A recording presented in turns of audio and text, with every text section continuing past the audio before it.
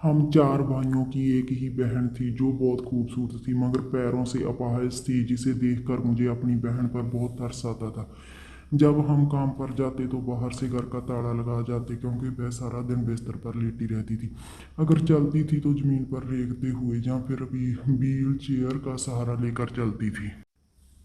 वक्त ऐसे ही गुजरता रहा। एक दिन मुझे बहन पर कुछ शक सा हुआ, क्योंकि जब भी हम घर आते तो बहन तैयार होकर बैठी रहती और कपड़े भी नए पहने होते। इसी शक की वजह से एक दिन मैं जल्दी दीवार फ्लाग कर घर आया तो मेरी तो जैसे जान ही निकल गई, क्योंकि मेरा नाम राजू है। मैं बहुत ही गरीब घराने से ताल्लुक़ रखता हूँ, जहाँ दो वक्त की रोटी से दिन भर का गुजारा करना भी बहुत मुश्किल होता था। मेरी माँ और पिताजी के बीच में शायद मेरे पैदा होने से पहले ही कुछ झगड़े चल रहे थे।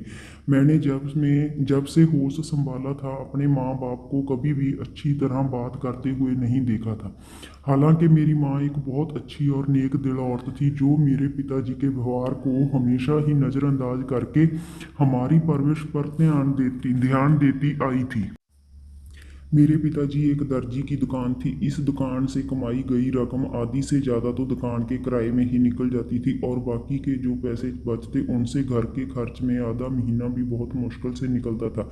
इस तरह हमारे घर में झगड़े ज़्यादा होते थे। ऊपर से हम पांच बहन भाई थे, जिसमें हमारी सिर्फ एक ही इकलौती बहन थी, और वो भी पैरों से बहुत कमज़ोर थी। उसकी दवाइयाँ और उसके खर्च भी थे, जिसकी वजह से मेरे पिता को और भी ज़्यादा गुस्सा आता था। हालांकि अगर वह बीमार थी तो उसमें उसका तो कोई कसूर नहीं था, बल्कि ये तो ईश्वर की तरफ से ही कमज़ोर पाँव के लिए पैदा हुई थी। धीरे धीरे हम सब बहन भाई बड़े होते गए। मेरी बहन का हम लोगों ने बहुत ज़्यादा इलाज करवाया, लेकिन किसी भी तरह वह ठीक नहीं हो रही थी। उसकी बीमारी ही उसके अंदर का सबसे बड़ा नुक्स था। अगर उसके पैर कमज़ोर ना होते तो वह हमारे घर में ही नहीं बल्कि हमारे खानदान में भी सबसे खूबसूरत लड़की होती। मैंने अपनी पढ़ाई का 12वीं क्लास तक पूरी की थी और फिर एक दुकान पर काम करने लग गया। पहले पहले तो मेरी माँ ने कहा कि पढ़ाई जारी रखो, काम तो होता ही रहेगा। लेकिन फिर जब घर में कुछ पैसे आने लगे और घर में लड़ाई झगड़े थी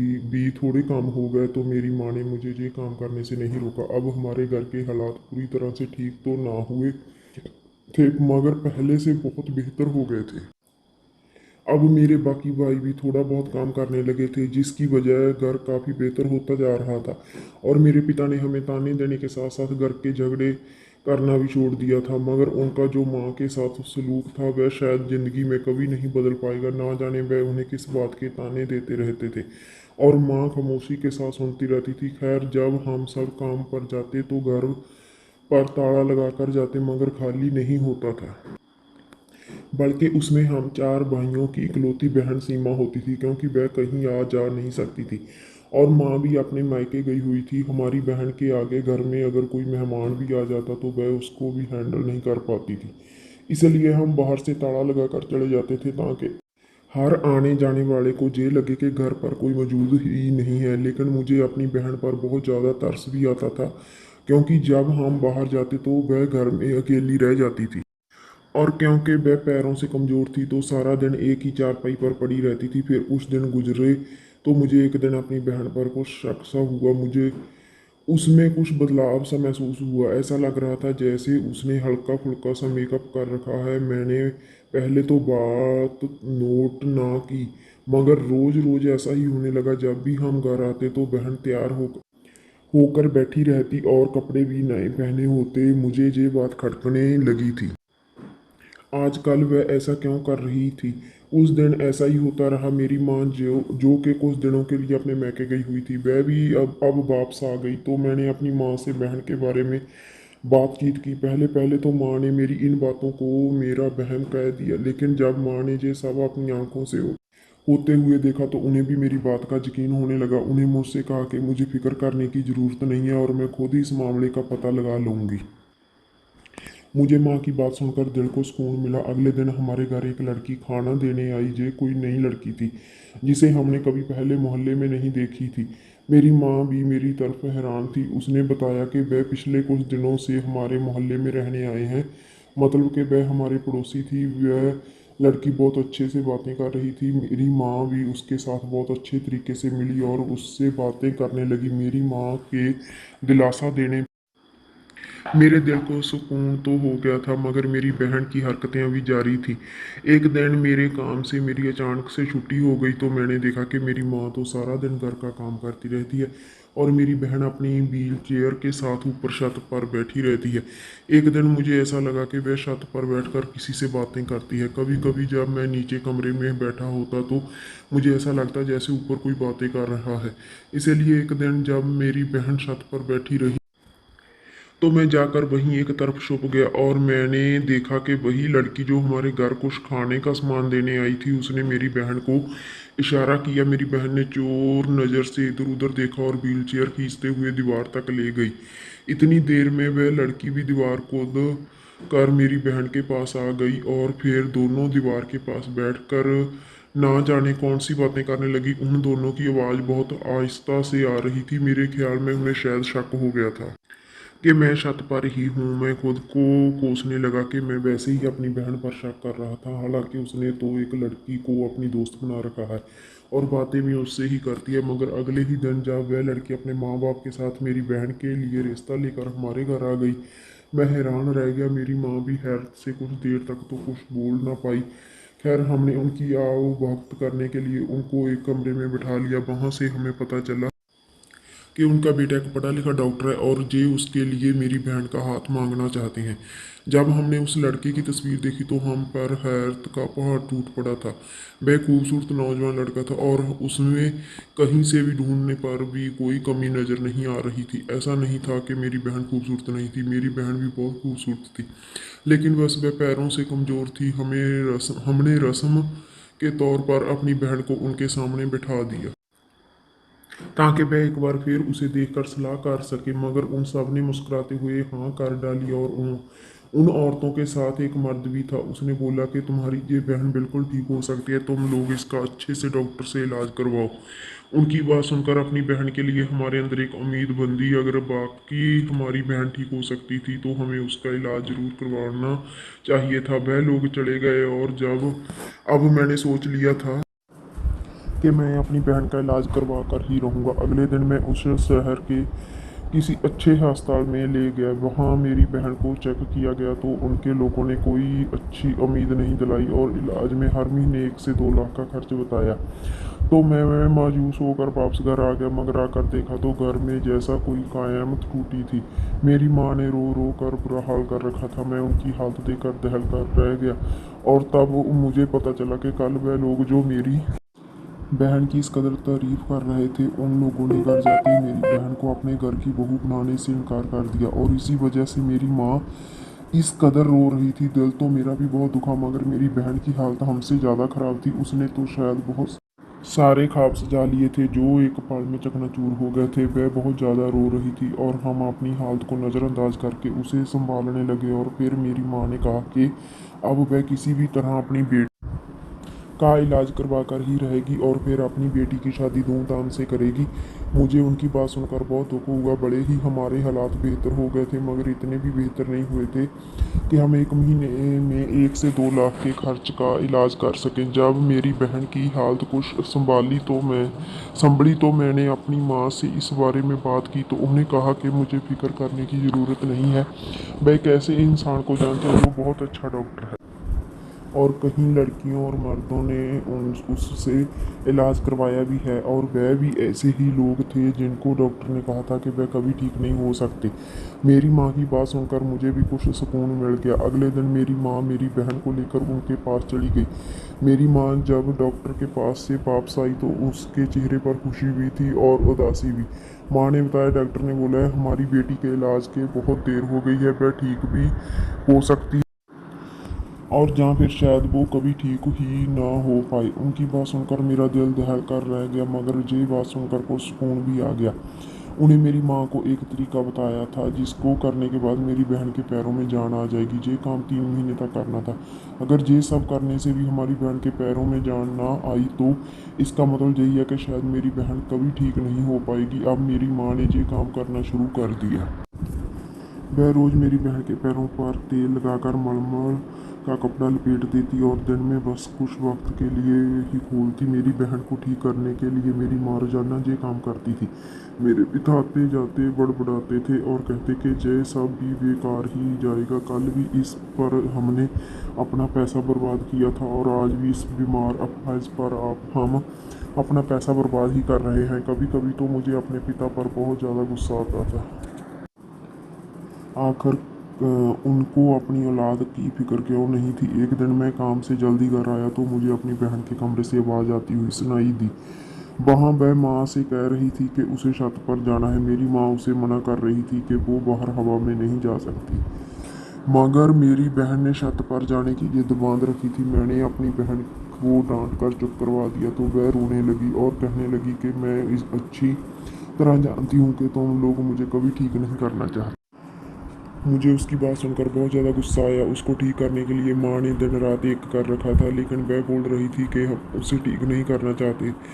मेरी माँ ने मुझे ठंडा रहने को बोला और उसे छत पर जाने की इजाज़त दे दी। छत से वापस आने के बाद वह नॉर्मल हो गई थी। मैं अपनी बहन के कमरे में गया। मैंने उससे पूछा तुम छत पर क्यों गई थी। वह कहने लगी कि वह अपनी सहेली से मिलने गई थी। मुझे उसकी बात पर यकीन नहीं आया। मैंने उससे कहा कि तुम ऐसी सहेली से मिलने जा रही हो जिसने तुम्हें सुहाने ख्वाब दिखाकर धोखा दे डाला। जब उसके घर वालों को पता चला कि तुम अपाहिज हो तो एक पल के लिए भी तुम्हारे जज्बातों के बारे में नहीं सोचा और मना कर दिया। मैंने पहले भी तुम्हें समझाना चाहा मगर फिर मुझे सोचकर खामोश हो गया कि अगर मेरी बहन खुश है तो मुझे बड़ा क्या परेशानी हो सकती है। मगर मुझे क्या पता था कि बात इस हद तक बिगड़ जाएगी और तुम अपनी हालत को नज़रअंदाज करके ऐसा ख्वाब पाल लोगी। मुझे तुमसे ये उम्मीद ना थी। मैंने आज अपने दिल की भड़ास निकाल ही डाली थी। मेरी बात सुनने के बाद वह मुझे देखने लगी और कहा कि आप इतना ज़्यादा इसीलिए बोल रहे हो क्योंकि आप अभी तक पूरी सच्चाई नहीं जानते। जिस दिन आप पूरा सच जान जाएंगे उस दिन आप मेरा साथ देंगे। बहन की बात सुनकर पहले तो मैं हैरान रह गया, फिर मैंने इस बात पर भी उसका पागलपन समझ ज़्यादा ध्यान ना दिया। माँ मेरी शादी के बारे में सोचने लगी तो मैंने उसे अपनी पसंद की लड़की के बारे में बता दिया। उन्हें हाँ कर दिया और रिश्ता ले जाने को कहा और वह अगले ही दिन रिश्ता लेकर चली गई। मगर लड़की वालों ने लड़की देने से मना कर दिया। ये सुनकर मैं बहुत ज़्यादा उदास हो गया, लेकिन मैंने सारे फैसले किस्मत पर छोड़ दिए थे क्योंकि मैंने जिसको पसंद किया था उसके साथ नाजायज़ रिश्ता नहीं बनाना चाहता। अगर वह लोग शादी नहीं करना चाहते तो क्या हुआ, मैं उनके साथ ज़बरदस्ती तो नहीं कर सकता था। लेकिन अगले दिन ही मेरी माँ और पिताजी के बीच होती लड़ाई ने मुझे शक में डाल दिया। हमेशा की तरह मेरी माँ रो रही थी और मेरे पिताजी चीख रहे थे, मगर इस बार मेरे पिताजी के शब्दों ने मुझे हैरान कर दिया। वह मेरी माँ से बोल रहे थे कि अगर तुमने अपने बीते कल का बदला बच्चों से निकालना बंद ना किया तो मैं तुम्हें तलाक दे दूंगा। और मेरी माँ रो रही थी और कह रही थी कि वह भी अपने बच्चों का बड़ा चाहती है। आखिर मेरे पिताजी किस बारे में बात कर रहे थे। मेरी बहन का इलाज चलते हुए महीने से भी ज़्यादा हो गया था, मगर उसके पैरों की सेहत पर जरा भी फर्क नहीं पड़ रहा था। हमने तो सोचा था कि अपनी बहन को ठीक करके उसकी शादी करेंगे। अब वह ख्वाब टूट गया था। ना अब वह ठीक होगी और ना ही कोई अच्छा रिश्ता उसके लिए आएगा। ये बात सोचकर ही सारा घर दुखी था, मगर मेरी बहन को तो ऐसा जैसे किसी बात का फर्क ही नहीं पड़ रहा था। शायद उसने ख्वाबों में जीना सीख लिया था, इसलिए आजकल वह रोजाना हल्का फुल्का सा मेकअप करके छत पर चली जाती थी। एक दिन बाजार जाते हुए मुझे वह लड़की मिल गई जिसको मैं पसंद करता था। उसको देखकर मुझे वह दिन याद आया जब माँ ने आकर बताया कि उन लोगों ने रिश्ता देने से फौरन मना कर दिया है। मैंने उसने पूछा कि आखिर मैंने ऐसा कौन सा गलत काम कर दिया था, या फिर मुझसे ऐसी क्या खराबी थी जो तुम लोगों ने मेरे बारे में सोचना भी जरूरी ना समझा।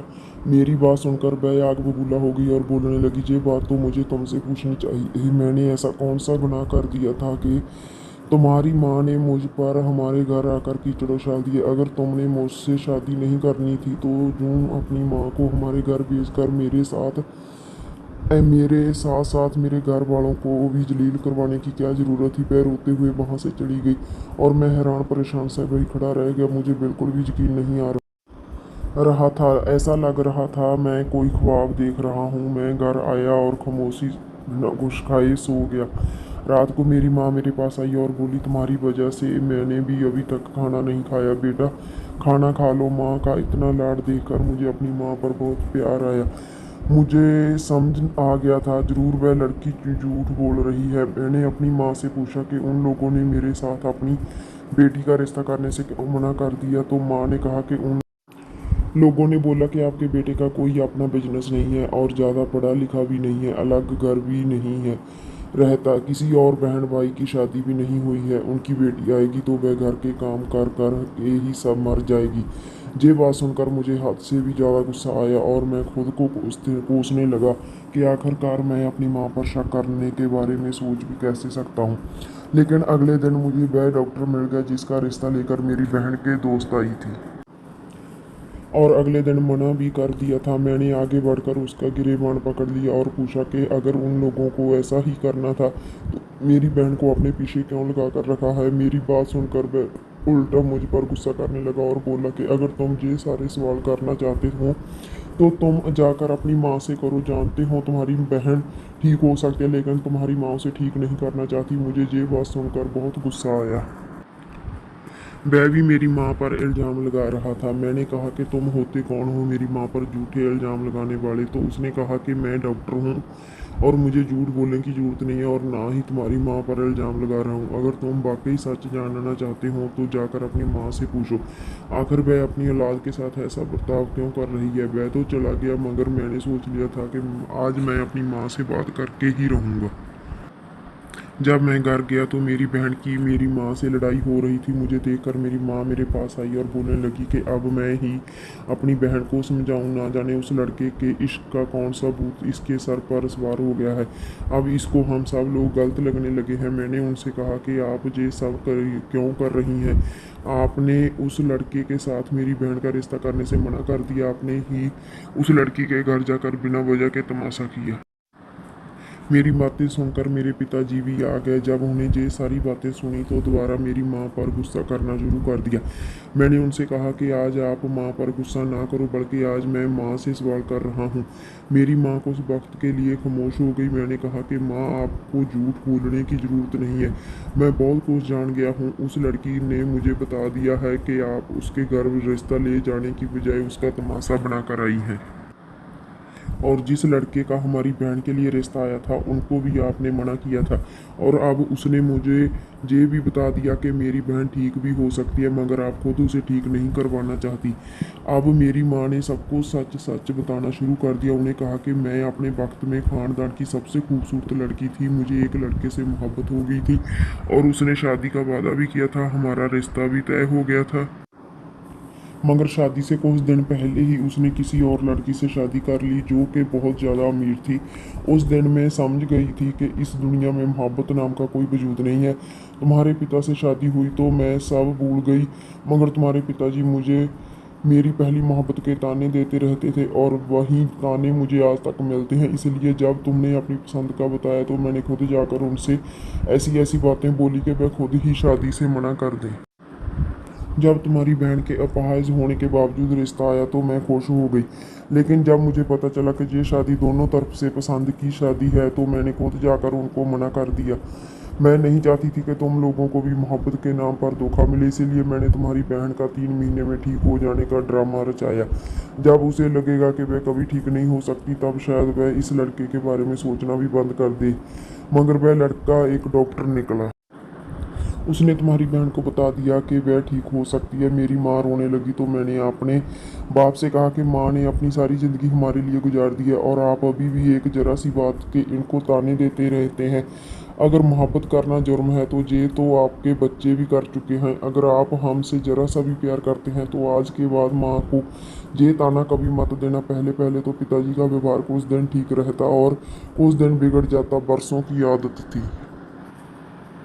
भला ऐसे कैसे जाती मगर फिर पिताजी ठीक होते गए और मेरी माँ ने मेरी बहन का रिश्ता उन लोगों को दे दिया और अपनी गलती की माफ़ी भी मांग ली।